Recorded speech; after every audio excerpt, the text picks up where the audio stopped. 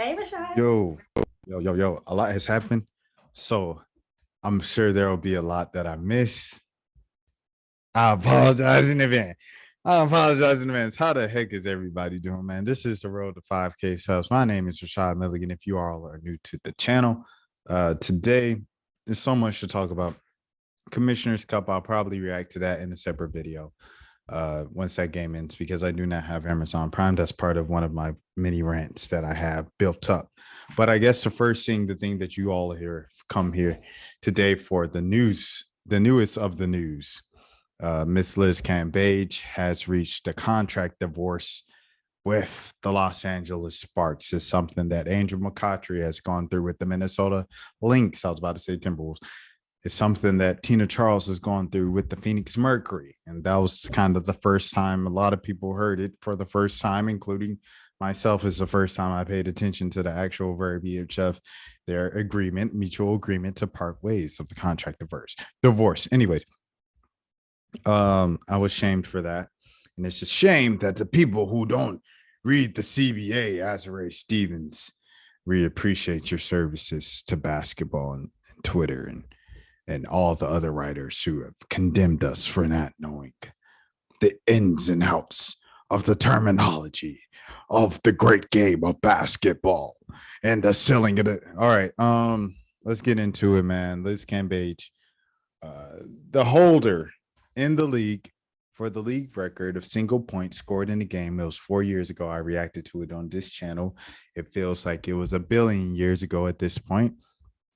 Yeah, and one of the league's biggest stars on and off the court. She's just very marketable. And, you know, when people say marketable, they mean like men find them attractive because everything in America goes through the male gaze, which is another part of my rants, mini rants. I don't know if I'll get to that one in this video. But yeah, you know, Liz is like kind of one of the biggest stars in the game. And so for her to kind of just quit and be cut from her team towards the end of the regular season is something that is crazy. Another thing that is crazy is one of the greatest and most dominant players in the history of the game. He's currently been locked up in a Russian prison cell for about what, 5 months now, 5 going on 6 months now, due to political situations and then also just the extreme strict rules over there overseas in Russia. So I mean, that's a whole nother thing in itself. I say these things to say, you know, like just like what the people have pointed out, the obvious. Shout out my boy Kev, or whatever, Morehouse man himself.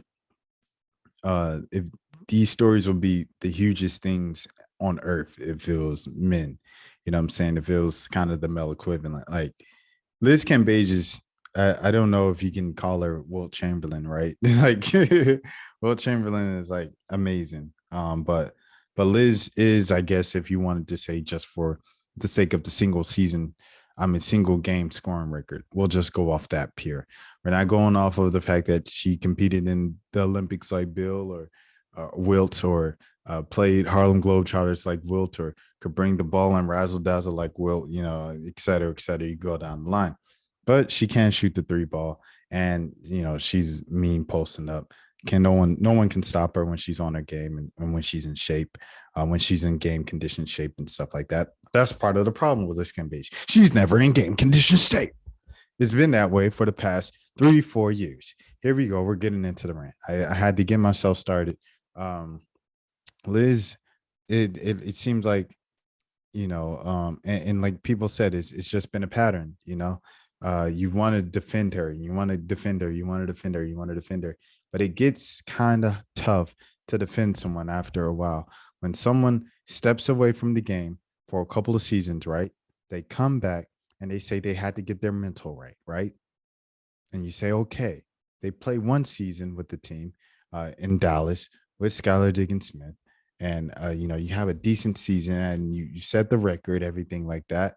And then you demand a trade to Vegas, and then you say, no offense to Dallas, my mental health was worse than it ever has been in Dallas.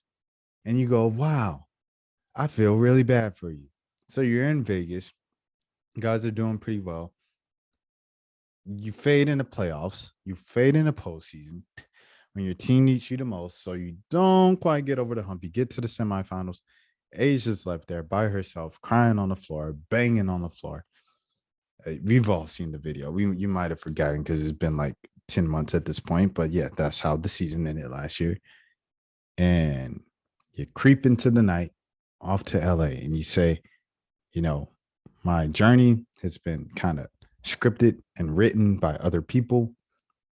This is the first time I'm doing a move that I wanted to do as a free agent. First time in my career, I could choose where I wanted to go. Mind you, she signed extensions with previous teams that she's been with. Keep that in mind. Going back to it, LA is where I wanted to go. LA is where I wanted to be. You could watch her full introductory press conference right here on this channel as well. It looks like I just have all the Liz Cambage content. In between that, of her going from Vegas, disappearing in the playoffs, letting her team down, right? Not showing up as the second superstar or as the first superstar as she should be with her talent. She can do literally everything on the court offensively, right? And she could be decent defensively if she just cared and was in game shape to play both sides of the floor, but that's neither here nor there right now at this very moment. In between the transition from Vegas to Los Angeles, there was this little thing called an Olympic break last season, 2021, due to the COVID-19. I don't know if I'm allowed to even say that because they flag it once you say that, so I might have to blank that out. But due to the pandemic, the Olympics of 2020 had to get postponed to 2021. So as the WNBA is going through its Olympic break in 2021, Liz Cambage was supposed to be playing with the Opals, the Australian team. Aussie. Oi, oi, oi. There was a reported fight in a close scrimmage between Australia and Nigeria. Okay, right. Got it. Good. I have a video about that as well, because shortly after that reported fight, that little scuffle, whatever it was, the Aussies, they don't support. I'm sorry for doing a terrible accent. That is like an Italian accent. What am I doing? What am I doing here? Am I trying to be canceled? Am I trying to be canceled? Am I trying to? All right, here we go. So, I'm so sorry. I feel the racism and disrespect time after time again, and I no longer can do it. I love my girls. Best of luck to my girls. But for the sake of my mental health, I'm pulling out. I say, hold on now. That seemed kind of weird. And the comment said, Rashad, when people claim something mental health, why can't we just believe that it's mental health? And I say, commenter, I appreciate this comment so much. This is so thoughtful. This is so generous of yourself. But look at this. That's not how the world operates, unfortunately. I wish I could take everything for face value and run with it. But unfortunately, that's not the world we live in. People hide things, people use things as scapegoats, and people stray at the things that your heartstrings attach to the most. That's something I learned from living in Atlanta, the home of finesse, or Metro Atlanta, the home of finesse, right? People, oh, my dog it's on its last legs. We're in the vet, and I just lost my job, and my auntie just broke her ankle. Can I get $200? And you're like, hold on now. How did $200? The dog and the auntie? What does that have to do with anything? What have they tug at your heartstrings? They tug at your emotions. They tug at the thing that's sensitive that you can't attack. Mental health. Is it fabricated? I don't know. I just looked at the tweets of her peers and people who knew her. I don't know Liz Cambage. I just talked to her once in 2018. I don't know Liz Cambage. I just talked to her once in 2018. So I looked at the peers, what they were saying. What Diamond DeShields was saying, who we didn't know how to walk at some point in our off season. We had no idea she was going to do that. We looked at what Imani McGee Stafford was saying, or Imani McGee now, and she's got to respect her new name. We looked at what Imani McGee said, who's an advocate, had an entire course and always tweets about mental health of athletes matter, mental health, and wrote letters about her things and her trials and tribulations and her personal journey. And when she sent some shots to Liz Cambage, I was like, this is interesting. If enough players keep saying one central message, there might just be something to it. And I simply questioned it based off of what the players have said. Anyways, moving forward. So a few months later goes by. She signs with the LA Sparks. And before the season starts, for some reason, the Australians get on TV and expose her for something that happened 6 months ago. I asked Brittany Sykes, why do you think this came out right before the season started? This happened 6, 8 months ago. She said, I don't know. I'm in the same boat as you. I won't dare. I only know what y'all know. I don't know anything. I want there. That's between Liz and them. I said, okay, Brittany Sykes. Shout out to Slim. Shout out to Sabria Whitaker. Shout out to Grow the Game. So that happens where they come out and they say, well, actually, let me tell you the full story of what happened with this closed scrimmage fight. She called the girls monkeys and said, go back to your third world country, which is crazy because she's half Nigerian. The self-hate and the projecting is incredible. And then if Liz is leaving because of said racism, then why is Ezzy still on the team? Is Ezzy just, I don't want to say something that's going to get me canceled. I'll say a little bit. Is Ezzy just tap dancing to go along with the go along, get along game? Shout out to Kwame Brown. Or is Ezzy just not experiencing racism? Because there is no overt racism to the point where you have to quit and everybody's against you and it's you against the world. I might never meet Drake now at this point. Say it, I hope the YouTube video was worth it. I'll never meet Drake now. Pooh-hoo. So that happens. Where the entire situation happens. It comes out with Australia. You're looking at how they go with the Nigerians and stuff like that. People of Nigerian descent, even though they are American. The Wumake sisters, Neka and Chene, they say, "Hey guys, everything's good." And Kennedy jumps up and says, "And we always have Liz's back because that's what we need to do." And she smiles. And Kennedy's projecting because she was thrown on the bus last season in Atlanta, and no one had her back to the media. No one said we're rooting for Kennedy. We love Kennedy, and we support her regardless. So Kennedy's projecting there. Anyways, pray for Kennedy. Like I said, Hollywood, you still my dog, and I hope that you bounce back and have the career that you and I both know that you can have in this league.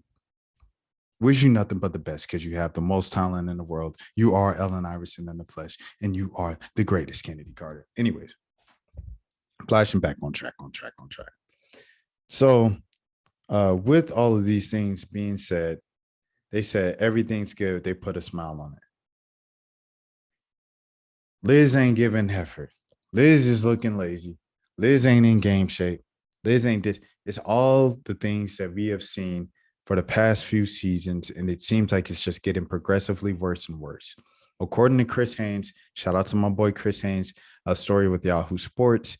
The drawing point was her final game when she said she wasn't getting enough touches. She was complaining about it to where she was getting back slowly on defense. She said in every film session she wasn't getting enough touches. So they begrudgingly, I don't even know if that's the right word. I should read more books. Begrudgingly, they force fed her the ball from then on out, regardless of what the play call was.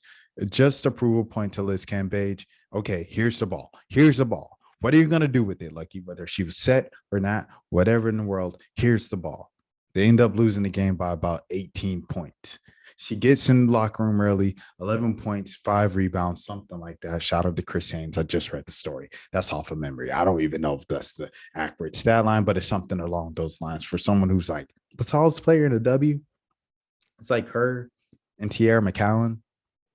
Like, so no one's taller than you. You got 5 rebounds. Roy Hibbert. It's given to Roy Hibbert, as the kids would say. Anyways, getting back to it. So she storms in the locker room early on after that loss. And she goes like, good luck. I can't do it anymore, y'all. Good luck. She gives up with about a month left in the regular season. Are you serious? Please do not point to mental health. Please do not point to mental health. You being upset about the lack of touches and then doing nothing when you got said touches, you can't put that on mental health. At some point, you have to hold yourselves accountable. There's a line between, being sensible, having compassion, being affectionate, and also holding adults accountable. You got to be held accountable for your actions. We're all going through it. We're all going through it. We're in year 3 of a panini, right? We're in year 3 of a Panasonic, right? We're all losing people. Folks are losing jobs. People are getting stressed. People are being overworked. People are burnt out. People are getting less vacations.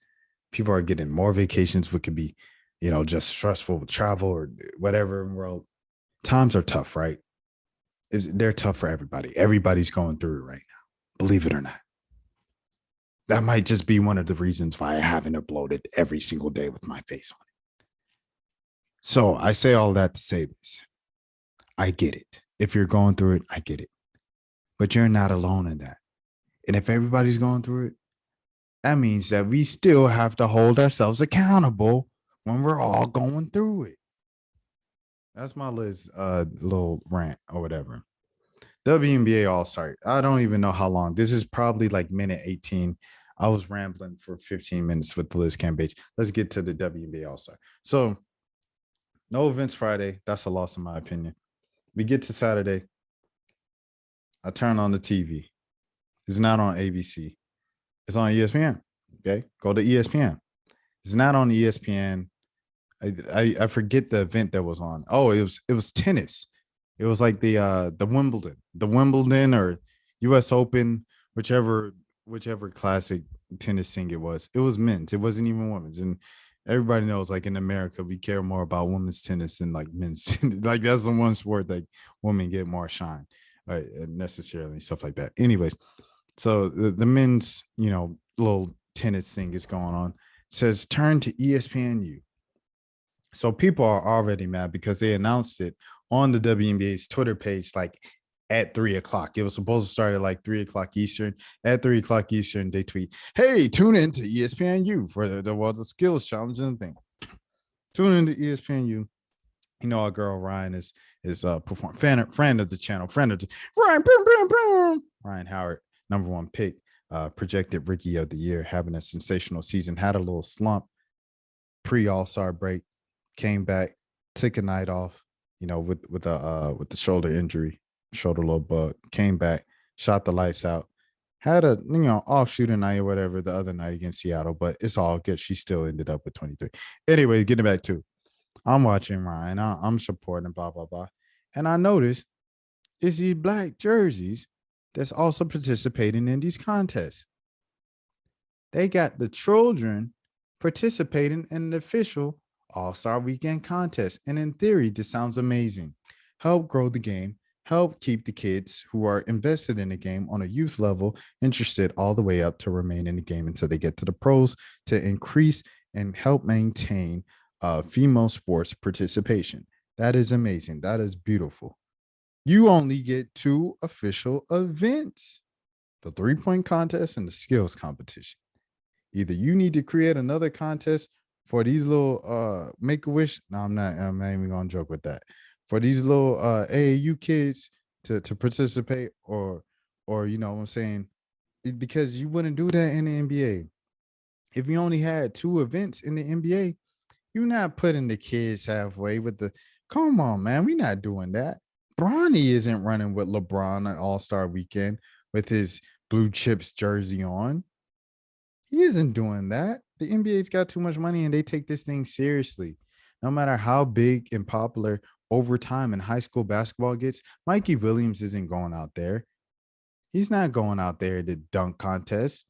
They don't even put out the professional dunkers that they try to promote. They've been trying to promote for the past 5-6 years on the national stage, right?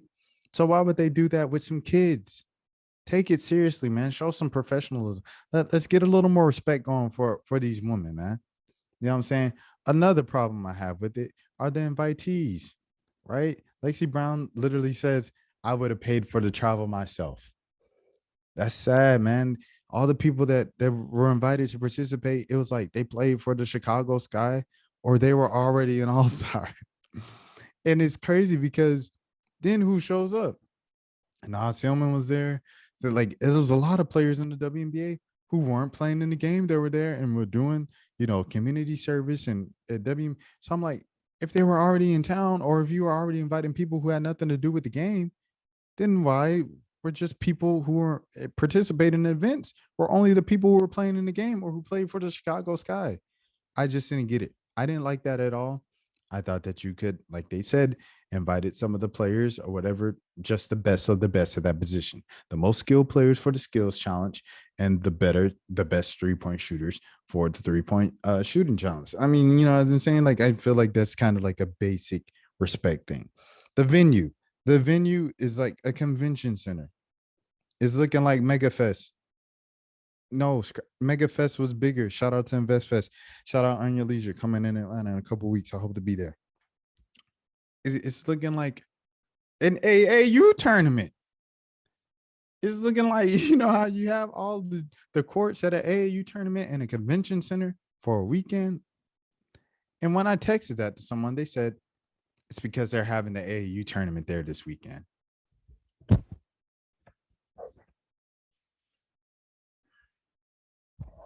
So you mean to tell me y'all holding these official WNBA All-Star events in the same venue that is hosting the Nike EYBL tournament for the weekend for the girls? Why? Why? And you can't tell me that you didn't think that the Wintrust Arena, I believe that's the name, excuse me, Chicagoans, if that's the wrong name, but I believe the Wintrust Arena, it would have held enough people because you know why? The next day it was packed out for the All-Star game. There's enough interest because people flew in from all over the country. All basketball lovers and all W lovers flew in from the country to support. It would have been enough people, enough butts to fill in those seats to make it look respectable. And then what the NBA doesn't show you is the Ricky Challenge and Saturday night is not always full. Sometimes those seats be empty, and I know because I might have, what I'm saying? I've seen some of these things kind of close up and stuff like that. So, I mean, it would have been enough. It would have been enough, in my opinion. But we found out afterwards, shout out to Sabria Whitaker again, that the WNBA apparently came to this agreement to host the games in Chicago like last second, like a couple months before it happened. How do we let that happen? Do you take this league seriously or not? Do you take these women seriously or not? Because time after time, you're telling us that you don't. So they go out, play the game. I love the game, the competitiveness. It was a great game. Ryan got off to a good start, everything. She got her shine. They came out with the 42 grinder jerseys, you know what I'm saying? Show support, everything like that. Still had an amazing dunk. It was a play of the game. She balled out in our final All-Star game. People did nitpick about how they showed Sue a little more on the camera and they focus on Sue's announcement for her final checkout as opposed to Sil, who checked out at the same time. And that's neither here nor there. And that goes obviously to what we always face, which goes back to, okay, post All-Star break. One of the things I want to complain about from there, this is just a complaint session. This is an event. If you didn't get it 30 minutes, 40 minutes into the session, this is a venting session. So the final game, regular season game between Sue and DT. We've been hearing this Sue and DT thing for the past 3 years now. We get it. They are old. We get it. They are old, and they won a lot of games when they weren't old in the WNBA, and they were really good shooters and great players. We get it. Thank you so much for your service. They got the 2K legacy cover over Sylvia Fowles, who announced this was her last season. And you know what I'm saying? And it's like they treat them like they're the only two players in the W. That is people's complaint. That is people's complaints now. It's not the fact that they get the attention or whatever. It's the fact that they get the attention as if they're the only two players in the WNBA. So they do this whole fanfare thing and create a banner, the final showdown, the regular season, DT and Sue and blah, blah, blah. And guess who comes out on top as an actual star of the game? It's Miss Skylar Diggins Smith, who had like 33 points, 8 rebounds or 7 assists, something like that. It is like 35-5, right? Guess who gets the post-game sit-down and the greatest thing ever of the GOAT ball receiver and her GOAT mate from college with Gina Oriema at UConn? It's Sue and DT. They get the post-game spotlight. And I'm so tired of talking about it. I would get it if we never did it, right? If it was like, Manning and Brady, and it's like we never had a chance to be like, this might be their last time facing each other. Let's make it a big deal. But this is something that we thought it was the last time, right? in the playoffs. They lose in the playoffs. They chant one more year. DT goes like this. She cries. They interview with each other. You don't interview a player who loses on the court, but they made an exception because that might have been Sue Bird's last game, right? And I thought that was a perfect way to go off. I don't need that part two and part three and part four. I don't need that. I don't need the joint press conference. I don't like because what? What are we doing here? I get it. Who was the star of the game? It was the black woman who's been overlooked and has been frustrated about being overlooked all season, including by her own coach, which is a whole nother venting session. There are so many holes and so many just obvious things that you're looking at with this league and with this sport. And it's just like, what are we doing here? What are we doing here? Anyways, next thing. I think that's it. Shout out to Nas Hillman, who's playing extremely well now. Fought our way into the starting lineup and it's proven Tanisha right. But yeah, salute to Nas Hillman, man. And I already shouted out Ryan. Commissioner's Cup reaction coming soon. And Aliyah Boston, the Aliyah Boston thing. I guess I can end off with that. I mean, Aliyah Boston said it herself. If you guys haven't seen that, I will pull that up right now. Just give me a second. I appreciate your patience. You all are lovely people. Did you've been doing that workout regimen? You look amazing. But here we go. Let me see if I could pull this thing up real quick. Give me a second. Aliyah. Let me see if we can pull it up. And here it is.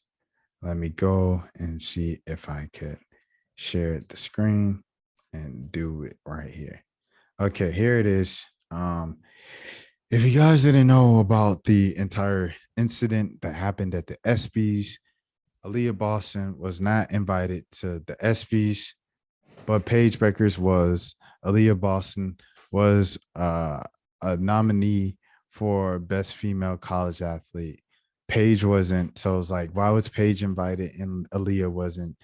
Why wasn't Aliyah invited, period, if she was the face of college basketball this year with Paige Beckers going down? She won the national championship when Paige Beckers came back, and she's been the best player all year. She's been the national player of the year. Why doesn't she get the same type of respect that someone like a Paige Beckers or anybody else would? And of course, they all pointed to the obvious reasons of kind of just the racial preferences in the sport and all the politics that come with it. So there was an entire space hosted by the committee. They did a great job of complaining for an hour the way they should have and blowed up the issue the way they should have. And Aliyah was sitting in the room. And after that, she came out with this statement herself. It didn't come from anyone else. It didn't come from any speculation of any of the South Carolina fans or anybody like that on social media. This came from Aliyah Boston herself. To be nominated for an ESPY this year meant the world to me and my family.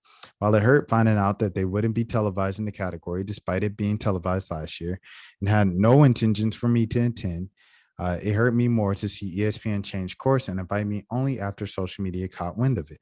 Respectfully, I declined. I'm used to this. It's just another moment when the disrespect and erasure of Black women is brushed off as a mistake or an oversight.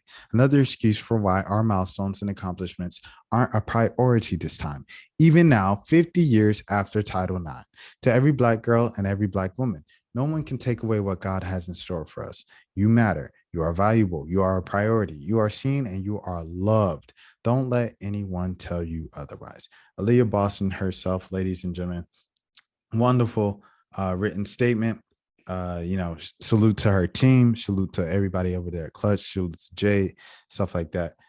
That's all I have with there. It was just, it's affecting these kids, man. It's affecting these kids. And it's just kind of outstanding to really see how it continues to happen where we make these videos, we make these spaces, we say these things, we write these stories, pointing out the egregious errors and everything like that. And it doesn't change overnight. Like, yeah, there's still going to be some wrinkles and stuff, but a lot of this stuff is just kind of common sense. And it just slips by. It's like the common sense ain't so common in the space. Like, what's going on here? And, I don't know what else to say about it, but that's it. That's all I have to say, man. If you stayed to the end of this, like what it feels like 50 minutes, 50-minute rant. I appreciate you so much. If you're new to the channel, this is the Brothers 5K Subs. My name is Rashawn Miller. Take care of yourselves until next time.